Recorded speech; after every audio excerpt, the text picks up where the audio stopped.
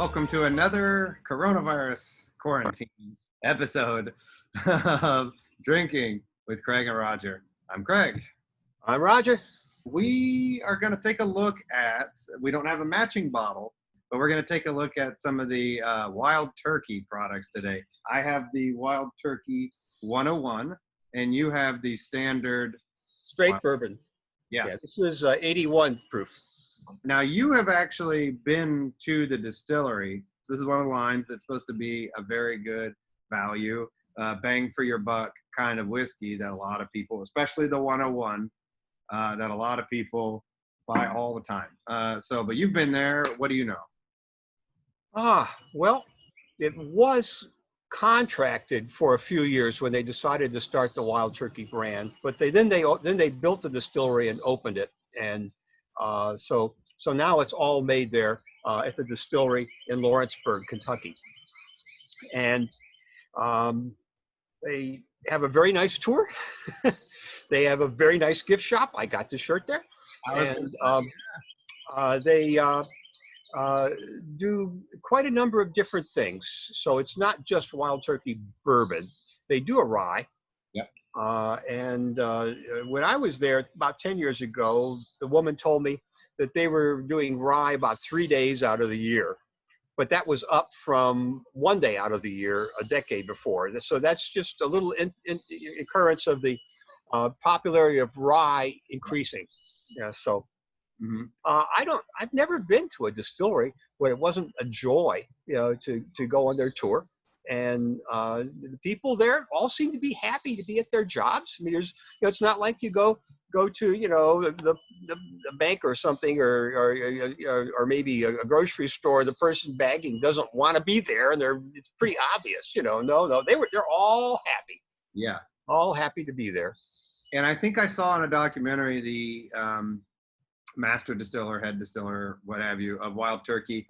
He was the one that gave the overview of what they call the Kentucky Chew as you drink your bourbon. Did they give you on your tour? Did you get a little class on how to do the Kentucky Chew?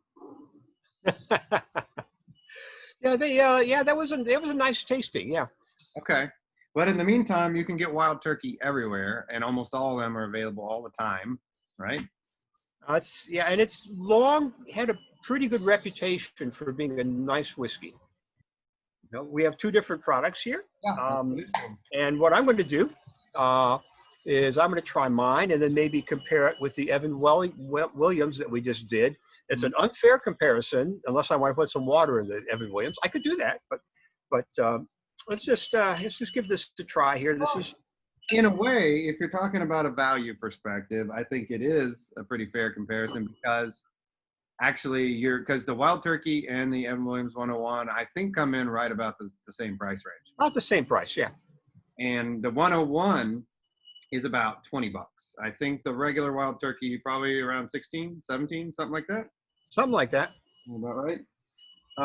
So like I said, it's considered to be very, very good bang for the buck across the board. Well, and when you start out with something that's been aged and ready to be bottled and it's 130 proof, and you bring it down to 100 proof, you get X number of bottles. You bring it down to 80 proof, you put a lot more water in there and you get a lot more bottles, so you can charge less.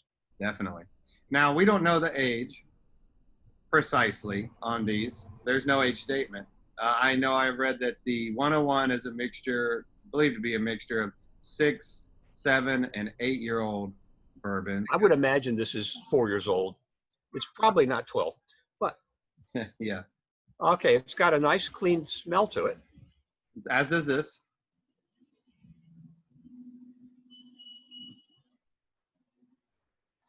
It has a very good nose to it. Not hot at all for 101 proof. I'm not picking up a lot of ethanol at all. This is nice, and it's got a lot of taste. Ooh, boy, that is good. It's got to be at least 4. Yeah. Now so the last two that we tried in today's session and earlier videos that you can check out, and you should, we did the Evan Williams bottled and bond, and then a very small micro distillery, old 4th bottled and bond. Both of those are 4 years. Because Wild Turkey 101 definitely has the flavor of something that's been matured longer in the barrel. I mean, it is definitely smoother and a little more complex. I'm not getting the kind of the raw ingredients that I got out of some of the others, for better or for worse, depending on your, what you like. Wow, this is really good. Okay. Well, here's the Evan Williams bottle and bond. Okay. Hold it up so you can see it. Yeah. The Evan Williams is a little darker. Yeah, I am seeing a difference in those colors. It's a little darker. On mine, so that. I pulled out I saved some of the Evan Williams bottle and bond as well in my left hand. And I'm comparing them. They actually have a pretty comparable color so far. Well, they're both about 100 proof. So yes, that's why I think this is a pretty good comparison. About 100 proof. The Evan Williams is cheaper, especially if you get the handle, which I don't know if they make a handle of 101. They probably do. So I'm not sure how much that costs, but they might. The Evan Williams has a more caramelly, stronger caramel taste to it, smell to it rather. Definitely. Yeah, this one's lighter and cleaner. Okay. Okay, well, the Evan Williams definitely has a stronger, more intense taste, smooth, and it has a lot of taste of the husk of the grain in it at the finish. That's what it has. Right. This is the Wild Turkey. I went back to that Evan Williams. It's dang good, man. It's really, really good. So let me go back to the Wild Turkey further. Oh, the Wild Turkey is much easier to go down. It's not as powerful as the Evan Williams, and that only stands to reason. Yeah. Tell you what, you continue talking about that, and I'll go get some water so I can bring the Evan Williams down to about the same proof. Okay, sounds good. So while he's gone, when I'm comparing these two, they are very different. They're very different bourbons in a lot of ways. So Evan Williams has a little bit stronger, just a tad more ethanol on the nose. And like I mentioned, a little bit more banana, brown sugar notes. Some kind of nuttiness, like pecan, subtle pecan flavors to it a little bit. And then going over to the Wild Turkey, a little bit more of a woody, tinged nose to it. Not much of the fruit or the outright sugar that I taste or smell in the Evan Williams. Wow, it's really good. I have returned. I have very important news for you. What's that? They're both very good. Okay. Yeah, no, the Evan Williams is more intense and stronger, but then it's also 20 proof higher. Yes.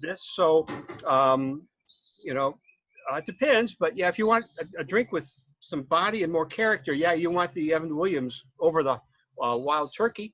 Yep. Wild Turkey's easier to drink, so maybe that's what you want sometimes. But we're going to do something here. Okay. You see it? I'm going to add some water. And that's enough. Yeah. So now they're both about the same strength. And they're both about the same color. Yeah. Yep. And by the way, I'm just going to stick this in there. That 101, what's really coming across me now in the flavor is kind of a creaminess. It's got a little bit smoother, creamy flavor in comparison. It's really nice. I think so. Okay, to the nose now. Okay. The Wild Turkey has a cleaner nose to it, cleaner smell. The Wild Turkey's more complicated. It's got the same sort of thing, but it's got a little bit more fuzz, grain in the smell even, Okay. At the same proof. What that means is, the caramel taste at a lower proof doesn't come in the nose as strongly as it did before. Yeah. Very nice, but not nearly as intense. Yeah. And the smooth caramelly sweet taste in the middle, not as intense. The after taste, not as intense. Oh yeah. The Wild Turkey is about the same, except there's not as much of the grain taste, that husk taste at the end. There's not that much cloud. But other than that, they're pretty close, and they're both excellent drinks. A lot of people, don't like to have whiskey that's 100 proof. And so what you do is you put a little water in it and bring it down to 80 or 90 proof or whatever it is you think. Okay. Don't bring it down to 20 proof. Don't do that. And then I was going to attempt to add a little water to the 101.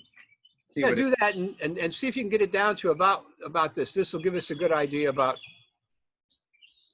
Yeah, just to get it closer to your Wild Turkey 80. Yeah, so we'll compare the 101 formulation and aging to their standard bourbon. I'll add a little bit more there, so I've got more to taste. You added too much water. Let me put a little bit more of this back in there. I want to get it right. Okay. Mine, I think, has the filtered sunlight going through it. Mm-hmm. Yeah. So I don't know. Anyway, you probably have a better idea with the split screen. None of these have real market differences in the color. I don't think. Well, they shouldn't. I mean, they're a brand. I mean, they're a type of whiskey at about the same proof, well, within reason, and they should be similar. Otherwise, if they were entirely different, good Lord, it wouldn't be a style at all.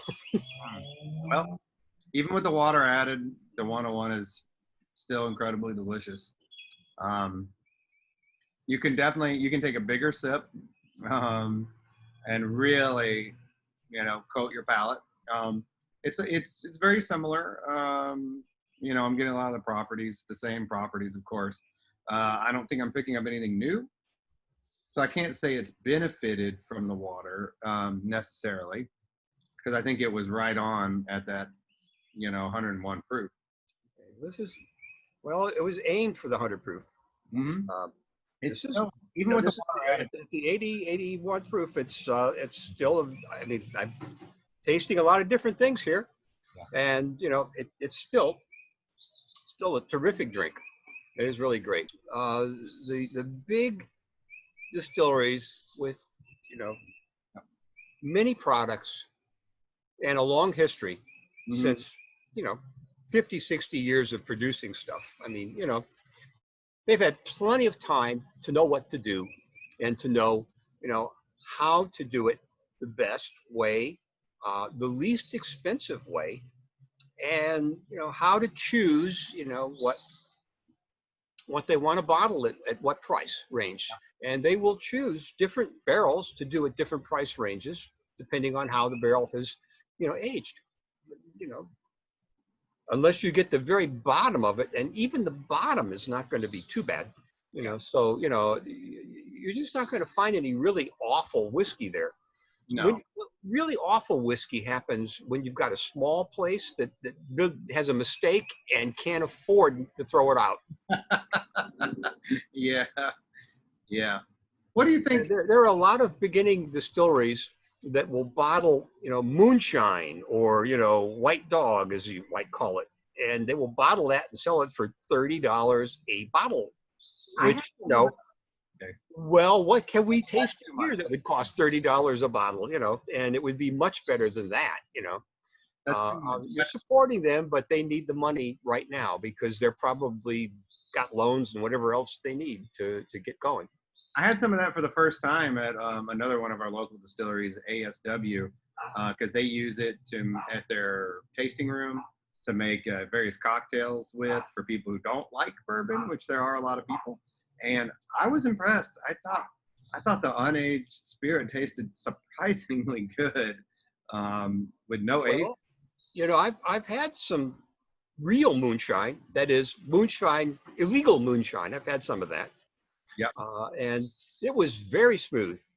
I remember it having a lot of wood smoke in it, but other than that, it was very smooth. So, a lot of the harsh taste that you get with a young whiskey Mhm. comes from not making the best cut of the distillation, because there's some kind of funny things called, I think they're called foreshots at the beginning, and then after the best part of it is done, then you start getting stuff called feints, which are not that good.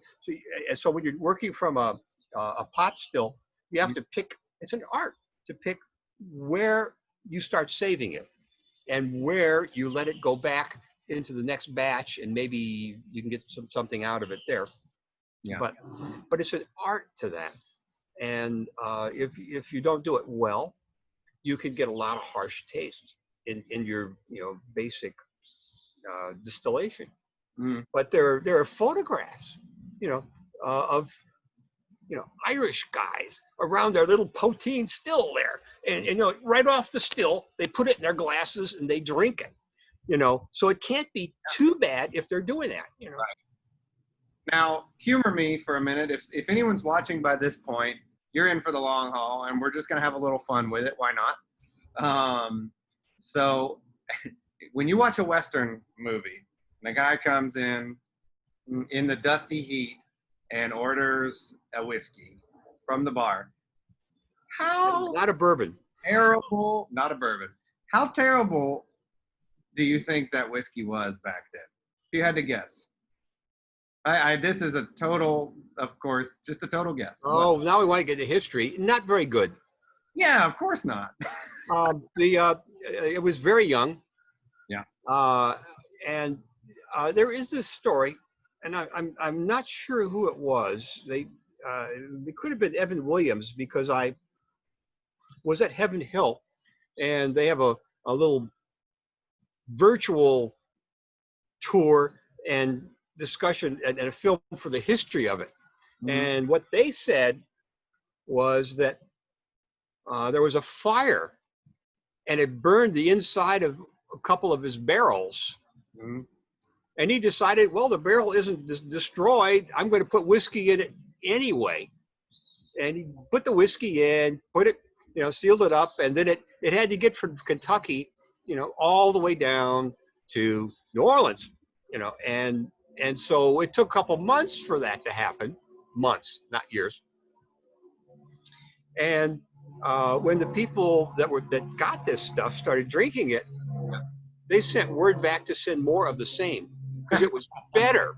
Yeah, I bet. So aging in the charcoal for a few months had improved it over aging in uncharred barrels, Yeah, and that's according to Heaven Hill, the start of bourbon. I could see. Sounds like the start of IPA of the of the Indian Anyway, but ale. so all of that goes to the fact that the bourbon and the whiskey, was kind of rough and not very well aged in those days. I'm sure, and probably terribly uneven. And that too, they were not using those as column stills at that point. So where do you start and stop your what you're going to save, and that's a big thing. Yeah. Well, I think So the only thing left to do in honor of Wild Turkey and its founder, let's say, is we need to give a proper Kentucky chew to our Wild Turkey. we do. Okay. I'm not sure what you consider a proper Kentucky Well, here we chew. go. This is what I saw. I'm just gonna imitate what he did, and Okay. it's probably gonna make it even better. He's All like, right. I'll watch. how we do the Kentucky? We call this the Kentucky chew. Okay. It's the ARM. It's quite good. It's a ridiculous but good way to drink your whiskey. Well, here's a more efficient but just as good way to do it. I know what you're gonna do.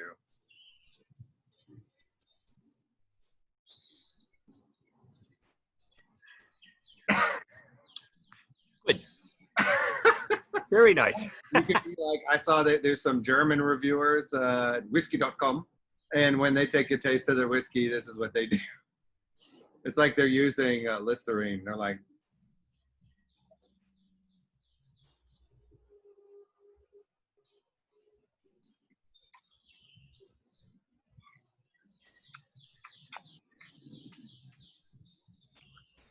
yeah, yeah, that's a fruit cake. You failed in one important aspect. Oh, what's that? When they taste that stuff like that, Yeah. they spit it out, but they don't swallow. These guys don't, thankfully. I can't watch someone spit out whiskey. That's stupid. Well, I mean, if you're going to taste 20 whiskeys, I mean, you have to make sure you don't get too much in you. Otherwise, your ability to discriminate, you get in the bottom range there is going to be pretty bad. But we're only doing a couple at a time during the day, so we can manage to swallow the stuff and enjoy it. Absolutely. In the meantime, my mouth is totally burning from swishing all that whiskey. Well, let's just hope that that these videos that we're doing here while we're doing, sheltering in place, are interesting enough to all the other people sheltering in place that they don't mind spending a few more minutes listening to us muse about whiskey. Why not? What else do you have? Whatever we're drinking, you know. What else do you have to do? Come on. Anyway, so this will be a heritage video for the future when people wonder, what the heck were you doing during the coronavirus scare? You know, well, we were sitting around drinking whiskey and making videos, I think. That's it. Yeah, I mean, the best use of time, I don't know. My favorite use of time? Yes. Yes. All right. Well, son, I don't know about you, but I've got a couple of glasses of whiskey here that I probably should, do something with. Yeah, I'm going to attempt to do some chores, but I've got to finish this whiskey. So this is the time that I call my wife, Ellen, to come in and help me finish up the whiskey. Yes. Good idea.